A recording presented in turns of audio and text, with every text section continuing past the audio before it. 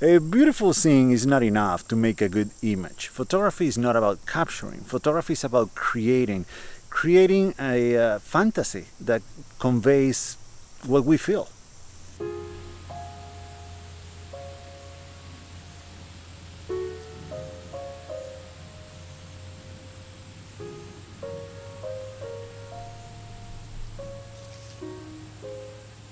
The way we perceive a place like this one is unique to us. It's not only about what we have in front of us, what we can see, but it's also about what we can hear, what we can smell, what we can touch, and most importantly, what we feel, how we feel about the place. And that will mean very different things for different people, but even for you in different conditions, depending on your mood, on how you are feeling, or on the weather, of course. In order to create those illusions, to communicate what we feel, we need to stop seeing reality as it is and start seeing in images. Every photograph is a crop of reality, and we can do this in our minds. Let's call them mental crops. We don't see a beautiful tree, we see instead a wrinkled and aged trunk surrounded by an ever-changing world. We don't see branches and leaves, we see beautiful silhouettes against the sky and the ground.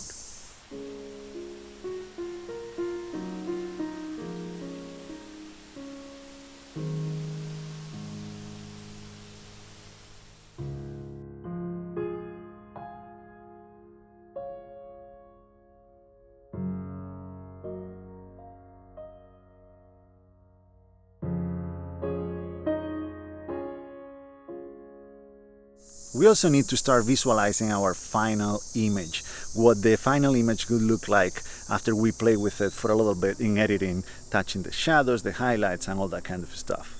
This is harder than it sounds, and sometimes we feel like there is potential for an image, but we are not sure. We don't know if it's the right composition, if it's the right angle. In those cases, I'll tell you, take all of those photographs and you'll have time to decide for yourself which one is best in editing. What were very unimpressive raw files and negatives at first turned out to be some of my favorite images in the end. We need to practice a lot. This is why I always tell you to carry a camera alone, and even if you're not taking any pictures, just the mere fact of having a camera on you will make you think in images, will make you look for images around you. Take this as training for photographers. We need to practice in order to get better.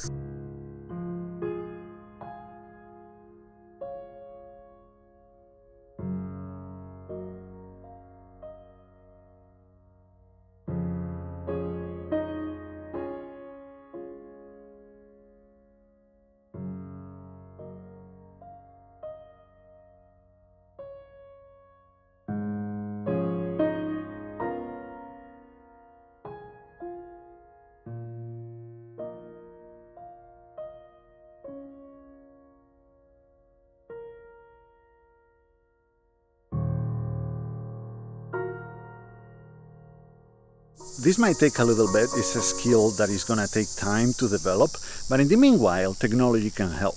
Back in the day, black and white film photographers used a few tricks to get an idea of what the image could look like once they developed the film. For that, they looked through color filters. We don't need to do that today. Even when I shoot film, I use my digital camera or my phone if I don't have the camera with me to preview the image that I have in front of me in black and white. And when I shoot digital, I set the camera to a black and white preset, but I still shoot in RAW, so I get the benefit of both things. I have a live view of the image in real time in black and white, but I still get all the information and all the colors from the scene. Of course, this preview won't be exactly the same as the final image, but it will give you a good idea and a good starting point.